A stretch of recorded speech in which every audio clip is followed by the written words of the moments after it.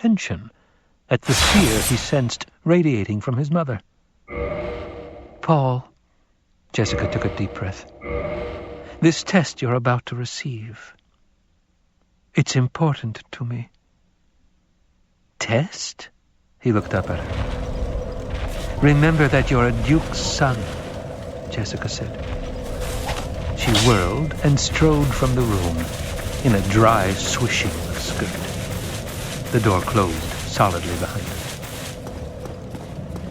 Paul faced the old woman, holding anger in check. "Does one dismiss the Lady Jessica as though she were a serving wench?" A smile flicked the corners of the wrinkled old mouth. "The Lady Jessica was my serving wench, lad, for 14 years at school." She nodded. "And a good one, too." "Now you come here." The command whipped out at him. Paul found himself obeying before he could think about it. "Using the voice on me." He stopped at her gesture, standing beside her knees. "See this?" she asked. From the folds of her gown, she lifted a green metal cube about 15 centimeters on a side. She turned it, and Paul saw that one side was open, black and oddly frightening. No light penetrated that open blackness. "Put your right hand in the box," she said. Fear shot through Paul. He started to back away, but the old woman said, "Is this how you obey your mother?" He looked up into bird-bright eyes. Slowly, feeling the compulsions and unable to inhibit them, Paul put his hand into the box. He felt first a sense of cold as the blackness closed around his hand. Then, slick metal against his fingers and a prickling as though his hand were asleep. A predatory look filled the old woman's features. She lifted her right hand away from the box and poised the hand close to the side of Paul's head. He saw a glint of metal there and started to turn toward it. "Stop!" she snapped.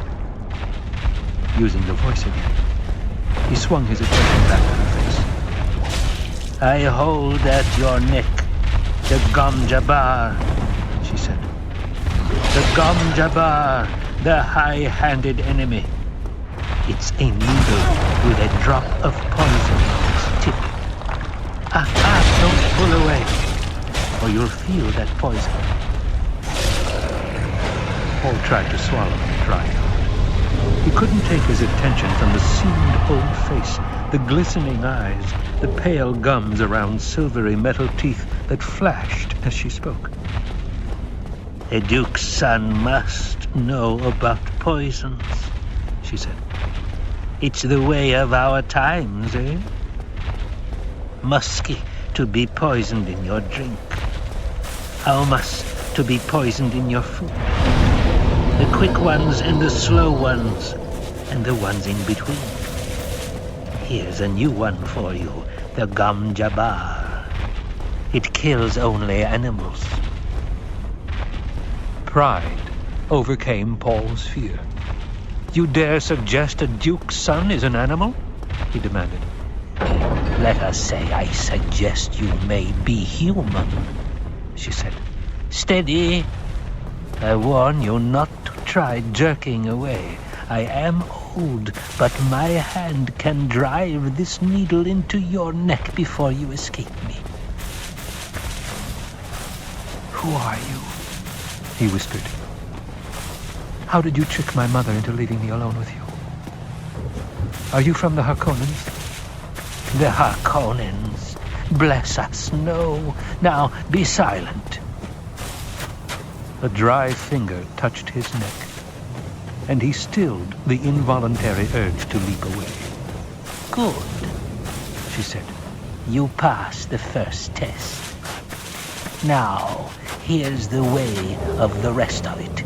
If you withdraw your hand from the box, you die. This is the only rule. Keep your hand in the box and live. withdraw it and die. Paul took a deep breath to still his trembling. If I call out, there'll be servants on you in seconds and you'll die. Servants will not pass your mother, who stands guard outside that door. Depend on it. Only Your mother survived. in the ancient legends it Now is it's your stated. turn. Be honored. We seldom administer this to men children. Curiosity reduced Paul's fear to a manageable level. He heard truth in the old woman's voice, no denying it. If his mother stood guard out there, if this were truly a test, and whatever it was, he knew himself caught in it, trapped by that hand at his neck, the Gom Jabbar. He recalled the response from the litany against fear, as his mother had taught him under the religious rite. I must not fear. Fear is the mind killer. Fear is the little death that brings total obliteration. I will face my fear. I will permit it to pass over me and through me. And when it has gone past, I will turn the inner eye to see its path. Where the fear has gone, there will be nothing. Only I will remain. What do we have here?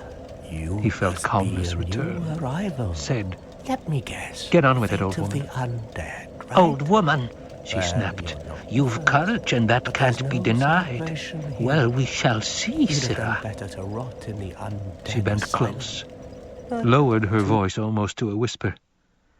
You will feel pain in this hand, within the box. Two Pain. bells of awakening. But One's up above. withdraw in the hand, undead church. and I'll touch The your other neck with is my far, Gom Jabbar. far The below, death in so the ruins at swift the it's base like of the Blight fall of the Tower. headsman's Ring them axe. both, and something happens. Withdraw your hand, and the Brilliant. Gom Jabbar takes Not you. much to go on. Understand? I have a feeling that won't stop you. So What's in the box? off you go. It is Pain. why you came, isn't it? To this accursed land. He felt the increased undead. tingling in his hand, pressed his lips tightly together. How could this be a test, he wondered. The tingling became an itch. The old woman said, You've heard of animals chewing off a leg to escape a trap? There's an animal kind of trick. A human would remain in the trap, endure the pain, feigning death that he might kill the trapper and remove a threat to his kind. The itch became the faintest burning. Why are you doing this? He demanded. To determine if you're human. Be silent. Paul clenched his left hand into a fist as the burning sensation increased in the other hand. It mounted slowly, heat upon heat upon heat upon heat. He felt the fingernails of his free hand biting the palm. He tried to flex the fingers of the burning hand, but couldn't move them. It burns, he whispered. Silence! Pain throbbed up his arm. Sweat stood out on his forehead. Every fiber cried out to withdraw the hand from that burning pit, but the Gom Jabbar. Without turning his head, he tried to move his eyes to see that terrible needle poised beside his neck. He sensed that he was breathing in gasps, tried to slow his breaths, and couldn't. Pain. His world emptied of everything except that hand, immersed in agony, the ancient face inches away, staring at him. His lips were so dry, he had difficulty separating. The burning. The burning. He thought he could feel skin curling black on that agonized hand, the flesh crisping and dropping away until only charred bones remained. It stopped. As though a switch had been turned off, the pain stopped. Paul felt his right arm trembling, felt sweat bathing his body. Enough, the old woman muttered. Kulwahad. No woman-child ever withstood that much. I must have wanted you to fail.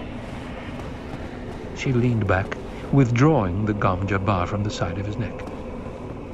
Take your hand from the box, young human, and look at it. He fought down an aching shiver, stared at the lightless void where his hand seemed to remain of its own volition. Memory of pain inhibited every movement. Reason told him he would withdraw a blackened stump from that box. Do it. He jerked his hand from the box, stared at it astonished. Not a mark, no sign of agony on the flesh. He held up the hand, turned it, flexed the fingers. Pain by nerve induction, She said, can't go around maiming potential humans. There are those who'd give a pretty for the secret of this box, though. She slipped it into the folds of her gown. But the pain, he said. Pain, she sniffed. A human can override any nerve in the body. Paul felt his left hand aching, uncurled the clenched fingers, looked at 4 bloody marks where fingernails had bitten his palm. He dropped the hand to his side, looked at the old woman. You did that to my mother once? Ever sift sand through a screen? She asked. The tangential slash of her question shocked his mind into a higher awareness. Sand through a screen. He nodded. We Bene Gesserit sift people to find the human. He lifted his right hand, willing the memory of the pain. And that's all there is to it? Pain? I observed you in pain, lad. Pain's merely the axis of the test. Your mother's told you about our ways of observing. I see the signs of her teaching in you. Our test is crisis and observation. He heard the confirmation in her voice, said, It's truth. She stared at him. He senses truth. Could he be the one? Could he truly be the one? She extinguished the excitement, reminding herself, hope clouds observations. You know when people believe what they say, she said. I know it. The harmonics of ability confirmed by repeated test were in his voice. She heard them, said, Perhaps you are the Kwisatz Haderach.